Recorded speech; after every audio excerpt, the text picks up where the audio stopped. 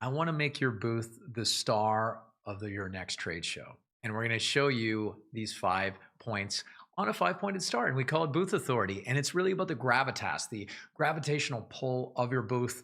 As good of a presenter and crowd builder as I am, I realize environment plays a huge role. Took me years to learn that, but it is true. And we're going to dig into these 5 areas. So the first one that makes a lot of sense is location, okay?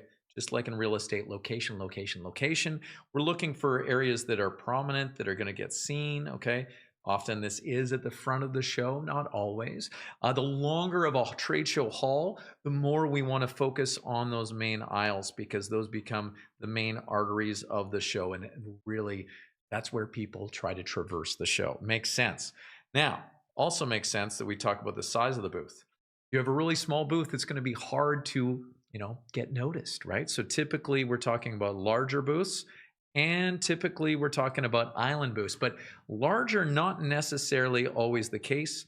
Sometimes I've seen booths so big that they in fact look like they're empty because they don't have enough stuff inside. And so how they are designed is really critical, okay? And that's another piece. So how they're designed, are they open? Can people access them? Can they get in? It's one thing. And is it easy? Is it easy to take part? Because so often I see this again and again that they make the booth visitors walk really far and deep into the booth to watch a presentation or a demo. They don't make it accessible. So make sure you're taking advantage of the path of least resistance. And on top of that design piece, make sure that you are taking into account and making best use of the critical corner, okay? What is the critical corner? I'm glad you asked. Let me draw it up for you, okay? It's the idea that let's say you have an intersection and you have a booth that is in this lower right-hand corner.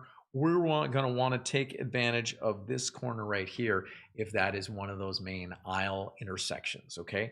What we put right there is going to actually engage people, stop people. It's that attraction phase of our model. And then we can bring them deeper into the booth for the connect and the convert portions of that, okay?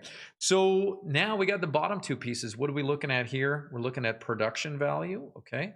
And so production value is really how are we framing what it is that we're doing? We're talking about AV plus lighting, okay, on this side, and also staging.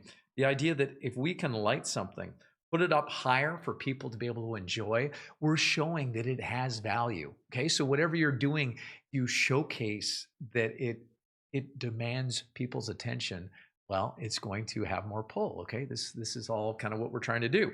And then the last one here, the bottom, is your company's reputation, okay?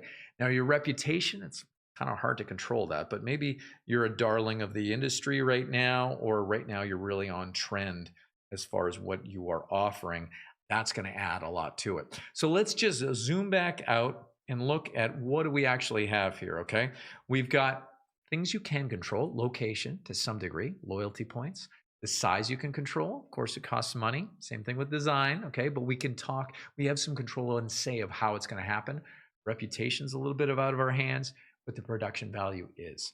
Optimizing those 4 points of the 5 points is going to enable you to really grow that gravitational pull and make you the star of your next trade show. So I wish you luck with this, and I hope you get a lot more leads and ROI from doing this. Thanks for watching.